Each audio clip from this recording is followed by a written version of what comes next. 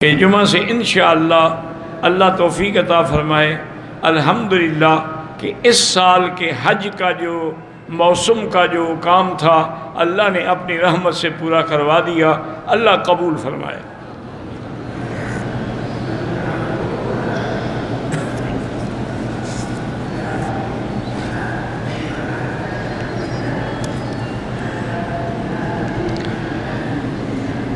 ایک اور نے لکھا ہے کہ میں نے بھول کر جنابت کی حالت میں غسل نہیں کیا، نماز بھی پڑھی، قرآن بھی پڑھا، بہرحال اللہ کی رحمت سے بھول کی وجہ سے گناہ تو نہیں ہوگا، لیکن توبہ بھی کرو، استغفار بھی کرو اور نمازیں قضا کرو، وہ نمازیں نہیں ہوئیں۔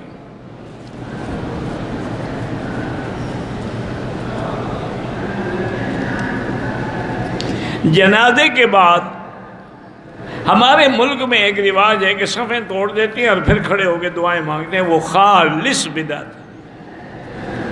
اصل جو سنت ہے دعا وہی جنازے والی وہ دعا ہی تو ہے، اللہم اغفر لحینا ومیتنا وشاہدنا وغائبنا۔ تو ان بدعتی لوگوں کو اگر حضور کی دعا پہ اعتبار نہیں، ہمیں ان جھوٹے مولویوں کی دعا پر بھی کوئی اعتبار نہیں۔ بھئی حضور نے جو دعا مانگی اسے تم اچھی مانگ لو گے۔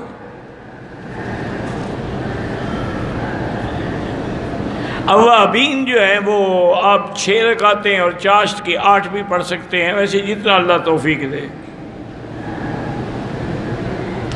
ایک آدمی بینک میں رقم رکھتا ہے اور اس پر جو اس کو اضافی رقم ملتی ہے وہ غریبوں کو دے دیتا ہے، رکھنا ہی گناہ ہے تو کیوں اضافی رقم لے؟ سیونگ اکاؤنٹ رکھنا ہی گناہ ہے، اس میں سود ملے گا، تو سود لینا بھی گناہ، دینا بھی گناہ۔ جو غلطی کر چکے ہو وہ تو بہرحال تم لے لو ان سے، بینک والے نہ کھا جائیں، وہ غریبوں کو دو، لیکن ثواب کی نیت نہیں کرنا، چونکہ ثواب حلال پہ ہوتا ہے، حرام پہ نہیں ہوتا۔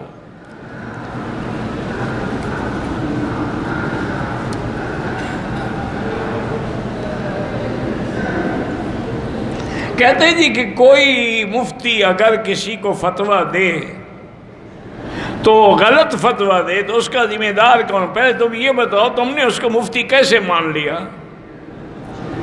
تم جس کو کہو داڑھی رکھ رہے ہو مفتی ہو گئے، اور جو صحیح معنوں میں مفتی ہیں مدارس میں بیٹھے وہ غلط فتویٰ دیتے ہی نہیں ہے۔ تمہاری غلطی ہے کہ تم نے غلط آدمی کو مفتی بنایا ہے، وہ بھی گناہ گار ہے، تم بھی گناہ گار۔ مفتی کوئی چھپے ہوئے ہوتے ہیں۔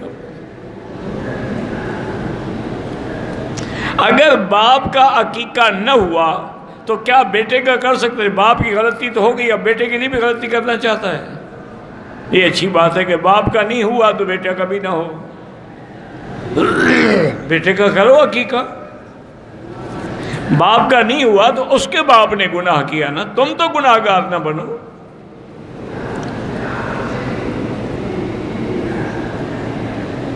میرا بیٹا بڑا فرما بردار ہے، کبھی کبھی غصے میں اونچا بولتا ہے، بہرحال اس کے لیے لا حول ولا قوت الا باللہ العلی العظیم پڑھ کے دم کیا کرو، انسان ہے غصے میں آ جاتا ہے۔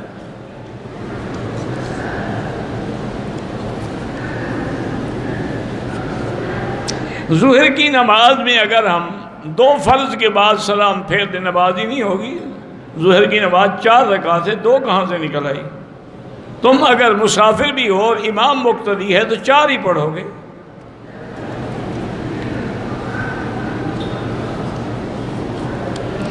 عرق النساء کے بارے میں حضور نے نہیں بتلایا، بات سمجھا بھی کرو، خدا کے لیے خود گھڑ لیتے ہو۔ حضور پاک کو ایک دفعہ کھڑے ہو کے آپ نے پیشاب فرمایا، تو بعض علماء نے یہ لکھا ہے کہ جگہ نہیں تھی بیٹھنے کی، اور بعض نے لکھا ہے کہ حضور کو عرق النساء کی شکایت تھی اس لیے کھڑے ہو کے پیشاب فرمایا کہ وہ اس کا علاج ہے۔ بعض علماء نے لکھا ہے، حضور نے تو نہیں فرمایا۔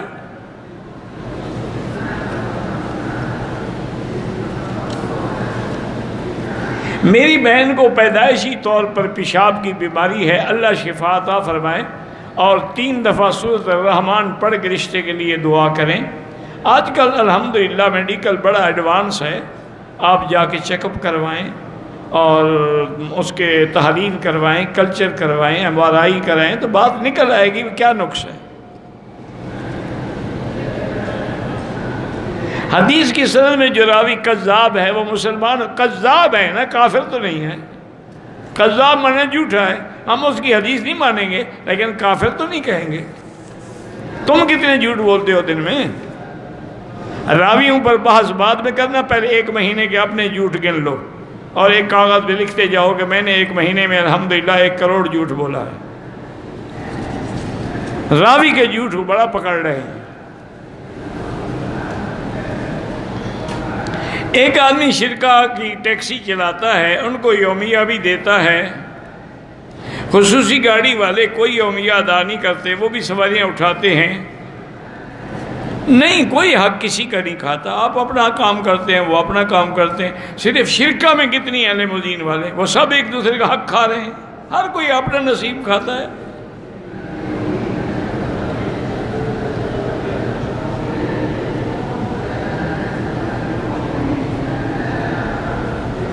بہرحال ایک لڑکے نے زنا کیا تو زنا کیا، توبہ کریں، باقی اس کی شادی کریں تاکہ آئندہ زنا سے بچے. صدق اللہ العظیم. قرآن میں ہے قل صدق اللہ. جب قرآن میں ہے تو پھر بحث کی ضرورت ہی کیا ہے؟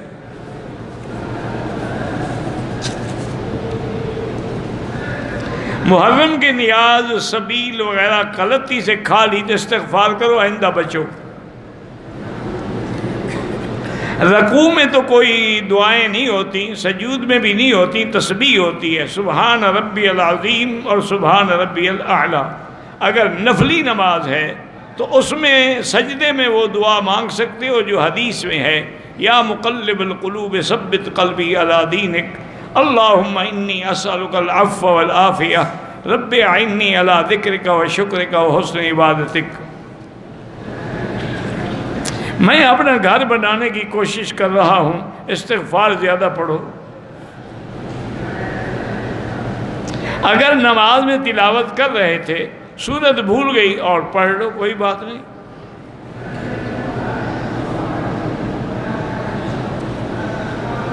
قرآن میں سورت سے پہلے بسم اللہ فاصلے کے لیے لکھا ہوا ہے. اگر کوئی نہ پڑھے تو قرات میں فرق نہیں پڑے گا.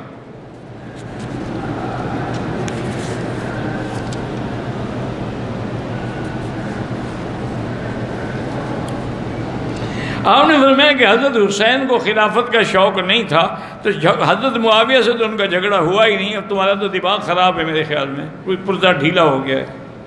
حضرت حسین کا حضرت معاویہ سے تو جھگڑا نہیں ہوا، ان سے تو 2-2 لاکھ درہم ہدیہ لیتے رہے. وہ تو یزید سے جھگڑا ہوا.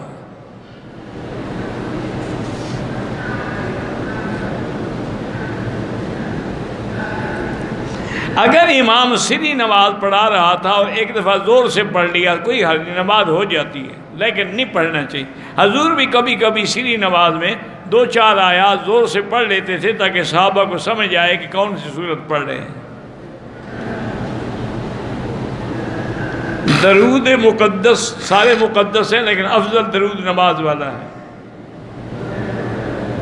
جو کہتا ہے کہ نبی غیب جانتا ہے وہ کافر ہو جاتا ہے، چونکہ قرآن کا فیصلہ ہے کہ قُلْ لَا يَعْلَمُ مَنْ فِي السَّمَاوَاتِ وَالْأَرْضِ الْغَيْبَ إِلَّا اللَّهُ.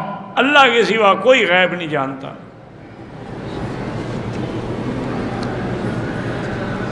میرے والد پریشان ہیں، اللہ ان کی پریشانیاں دور کرے. بہرحال کام میں کامیابی کے لیے درود شریف پڑھا کرو، استغفار پڑھا کرو.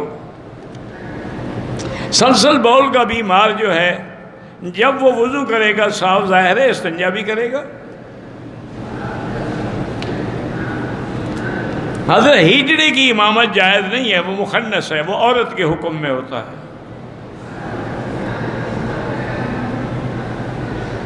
کہتے ہیں جی کہ بعض علماء جو ہیں مولوی حضرات کہتے ہیں کہ فجر کی سنتیں پڑھ کے لیٹ جائیں. اصل میں مصیبت یہی ہے کہ حدیث تو پڑھ لیتے ہیں لیکن سمجھتے نہیں. حضور پاک اپنے گھر میں سنتیں پڑھتے تھے، مسجد میں نہیں پڑھتے تھے. تو گھر میں سنتیں پڑھنے کے بعد حضور تھوڑا لیٹ جاتے تھے، اس کے بعد حضرت بلال آتے تھے، پھر حضور اٹھتے تھے، چلتے تھے. تو اگر تم نے بھی گھر میں سنتیں پڑھی ہیں تو لیٹ جاؤ، مسجد کو تو ہسپتال نہ بناؤ.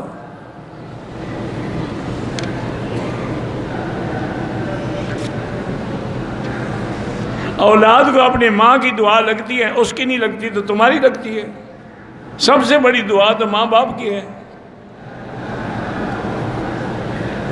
گیس کی وجہ سے وضو ٹوٹ جائے، استنجا ضروری نہیں، وضو ضروری ہے. میری شادی ایک ایسی لڑکی سے ہوئی، عالمہ ہے لیکن دل ہمارے نہیں ملتے، جھگڑا ہوتا رہتا ہے، تو یا لطیف ہو یا ودود ہو پڑھ کے دعا کریں کہ الف بین قلوبنا واصلح ذات بیننا. اصل میں تمہیں بھی شریف عورت مل گئی نا عالمہ، اس لیے جھگڑے ہوتے ہیں نا. تمہیں کوئی نک چڑی ملتی نا تو سیدھا کر دیتی، روز 10,000 گالیاں دیتی، تم پھر خوش رہتے. وہ عالمہ ہے خاموش رہتی ہے، تمہاری بنتی نہیں. 3 بہن بھائی ہیں، والدہ کا انتقال ہو گیا، والد صاحب دوسری شادی کرنا چاہتے ہیں. بہرحال والد کو حق ہے دوسری شادی کر دیں گا، تم کون ہو روکنے والے؟ ان کو ڈر ہے نا کہ جائیداد پھر دوسری رہ جائے گی. ان کو والد کی شادی کا غم نہیں، جائیداد کا غم ہے کہ وہ مکان میں آ کے بیٹھ جائے گی. اس کو شادی کرنے دیں، تمہارے جو مقدر میں ہے وہی ملے گا.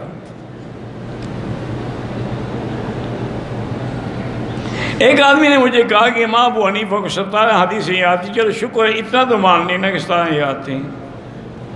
ہم تو ایک حدیث کا بھی اتنا بڑا مقام سمجھتے ہیں جس کا کوئی حد ہی نہیں ہے. جنہوں نے سب سے پہلے حدیث کی کتاب لکھی ہے اور جس کی سند جو ہے وہ ثلاثی ہے. امام بخاری کی ساری حدیث میں صرف 22 حدیثیں ہیں ثلاثی، لیکن امام صاحب کی ساری روایات ثلاثی ہیں.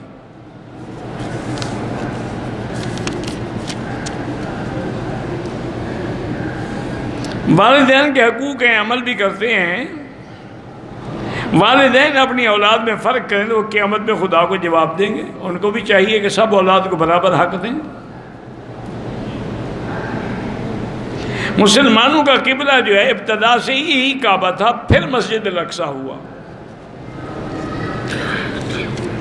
اسی لیے قرآن میں ہے فَلَنُوَلِّيَنَّكَ قِبْلَةً تَرْضَاهَا، تو اس کو اللہ نے قبلہ کہا ہے.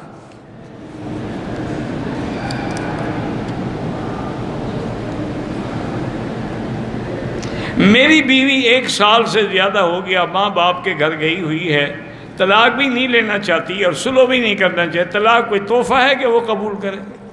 طلاق تم نے دینی ہے دے دو، بس بات ختم. لینا نہیں چاہتی کا کیا معنی؟ کوئی اس کو پکڑانا ہے تم نے ہدیہ؟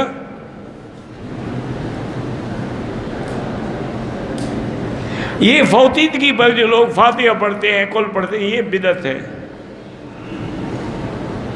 میرے اوپر قرض تھا، تھوڑا تھوڑا کر کے واپس کر رہا ہوں. والدین ضعیف ہیں، واپسی آنے کے لیے کہہ رہے ہیں. بہرحال والدین کی خدمت زیادہ مقدم ہے. ہو سکتا ہے ان کی دعا سے اللہ وہاں ہی آپ کے رزق کا ذریعہ بنا دیں.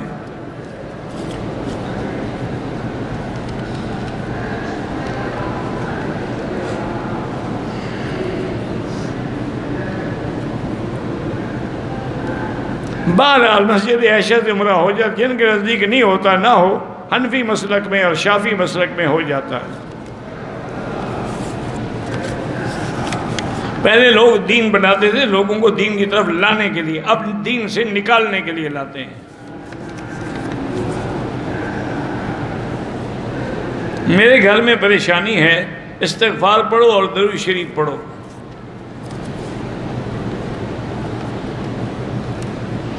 ایک بندہ اپنے گناہوں سے توبہ کر چکا ہے، اب یاد آتے ہیں گناہ کو. یاد آنا تو اس کے بس میں نہیں ہے، لیکن جب توبہ کر چکا ہے تو التائب من الذنب کمن لا ذنب لہ.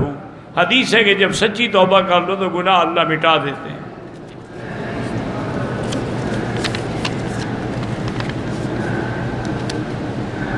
ہر وقت پریشان رہتا ہوں، دل نہیں لگتا. درود شریف زیادہ پڑھو اور استغفار پڑھو.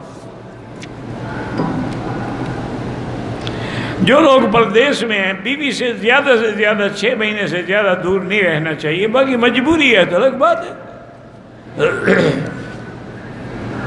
وراثت کے حصے کی تقسیم اگر لڑکا ہے اس کو 2 حصے ملیں گے، لڑکی ہے 1 حصہ ملے گا، بیوی ہے تو 8واں حصہ ملے گا.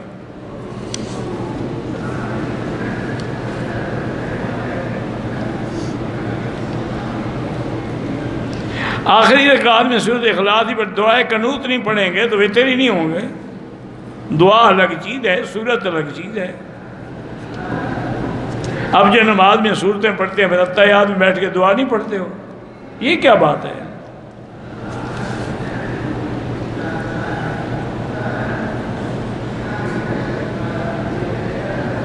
کہتے ہیں کہ ایک شیعہ نے کہا یہ جو ہم گھوڑا نکالتے ہیں یہ حضرت حسین کے گھوڑے کی نسل سے ہے۔ اچھا تو ایک نسل سے یا سارے ملک میں نسل سے ہیں؟ وہ تو ہر جگہ گھوڑا نکالتے ہیں، تو حضرت حسین کے گھوڑا کتنی نسل چھوڑ گیا؟ اور حضرت حسین تو گھوڑے پہ گئے ہی نہیں کربلا، اونٹ نکالا کرو، آپ تو اونٹ پہ گئے تھے، یہ بے وقوف گھوڑا نکالتے ہیں۔ حضرت نے تو گھوڑے کا سفر ہی نہیں کیا، اونٹنی پہ سفر کیا آپ نے۔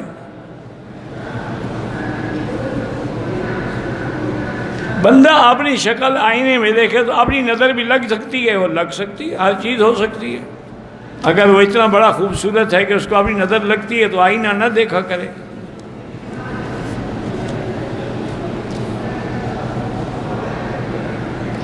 امام عشاء کی 4 رکعت میں پہلی 2 رکعت میں فاتحہ پڑھتے ہیں تو آخری 2 رکعت میں اونچی آواز سے قرات، وہ اونچی آواز سے قرات نہ کرے یا ایسا کرے، پڑھتا تو ہے نا، جب پڑھ رہا ہے تو اس کا پڑھنا ہمارا پڑھنا ہے۔ من کان لہ امام فقراۃ الامام لہ قراۃ۔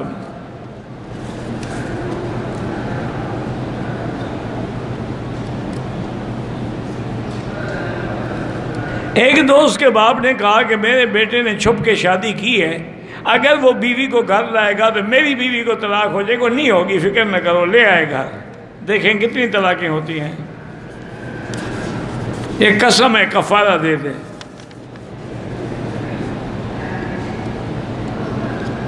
حضرت امام حسین شہید ہو گئے، ساتھی بھی شہید ہو گئے، ان کے جو خیمے تھے وہ کہاں گئے؟ وہ شیعہ کے پاس ہیں نا، یہ نکالتے نہیں ہر سال، یہ بطول ہے اور یہ زین ہے اور یہ گھوڑا ہے اور یہ تازیہ ہے، سارا مال انہی کے پاس ہے نا، چونکہ قاتل یہی ہے نا، قاتل کے گھر سے مال نکلتا ہے نا۔ نماز اشراق سورج نکلنے کے کچھ دیر بعد، 20 منٹ بعد، چاش جو ہے تقریباً 9 بجے، جب سورج پوری طرح گرمی آ جائے، اوابین مغرب کے بعد۔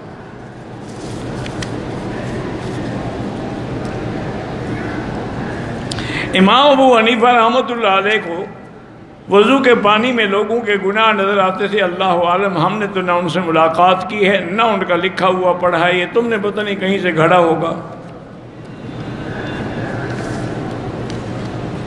نبیذ کہتے ہیں کھجوریں پانی میں ڈال دو، کچھ دیر کے بعد پی لو، یہ نبیذ ہے، کھجور ہے، کشمش ہے۔ اگر فجر کی نماز کھڑی ہو گئی ہے، ہم آئے ہیں، تو آپ جماعت میں مل جائیں، سنت نہ پڑھیں، سنت بعد میں پڑھیں۔ عصر کے بعد عمرہ کا طواف کیا، مقام ابراہیم سعی کرنے کے بعد جو 2 رکعت پڑھی جاتی ہیں مغرب کے بعد پڑھیں۔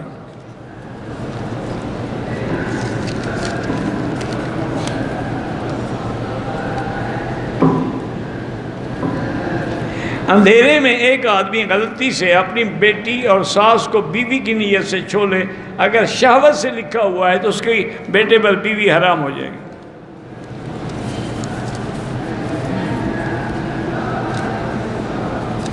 میں جبل عمر پہ کام کرتا ہوں، 20 لیٹر پانی لے جا لوگوں کو پلاتا ہوں، بالکل ٹھیک کرتے ہو۔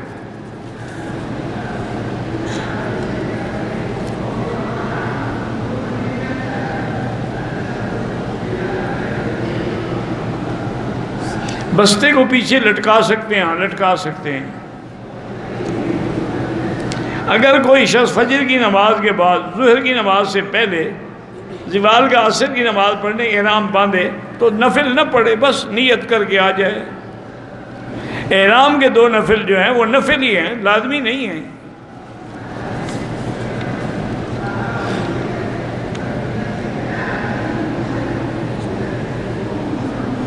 کعبۃ اللہ کی تبدیلی کا حکم حضور کو مدینہ مسجد نبوی میں ملا ہے، مسجد قبلتین میں صحابی نے جا کے خبر دی ہے۔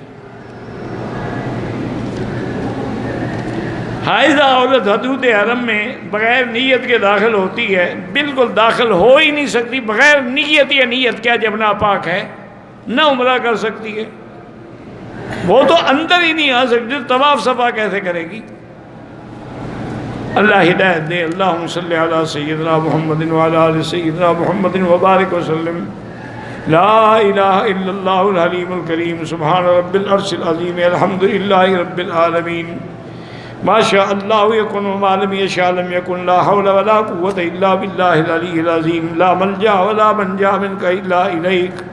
اللہم فرج ہم المہمومین، نفس کرب المکروبین، واقض الدین عن المدینین، واشفنا واشف مرضانا ومرضى المسلمین۔ اللہم اجعل لنا وللمسلمین من کل ہم فرجا، ومن کل ضیق مخرجا، ومن کل بلاء عافیا۔ اللہم لا تجعل مصیبتنا فی دیننا، ولا تجعل الدنیا اکبر ہمنا ولا مبلغ علمنا۔ اللہم لا تسلط علینا بذنوبنا من لا یخافک فینا ولا یرحمنا۔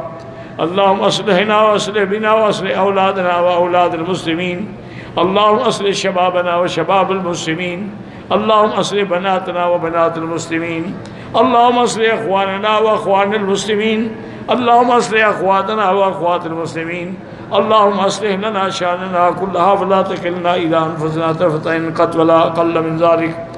یا اللہ بیماروں کو شفا عطا فرما، بے حیاؤں کو حیا عطا فرما، بے دینوں کو دین عطا فرما، بے اولادوں کو اولاد صالح عطا فرما۔ یا اللہ جن کی اولادیں ہیں ان کو صالح بنا، جن کے گھروں میں بچیاں ہیں ان کے رشتے آسان فرما، بے روزگاروں کو روزگار عطا فرما۔ یا اللہ پورے عالم میں جہاں مساجد ہیں، مدارس ہیں، دین کے ادارے ہیں، تبلیغ کے ادارے ہیں، تحفیظ کے ادارے ہیں، ان کی حفاظت فرما۔ یا اللہ مسلمان فلسطین میں ہیں، کشمیر میں ہیں، عرب میں ہیں، عجم میں ہیں، افغان میں ہیں، ان سب کی جان مال ابرو عزت کی حفاظت فرما۔ یا اللہ حرمین الشریفین کو قیامت تک ہر فتنے سے محفوظ فرما۔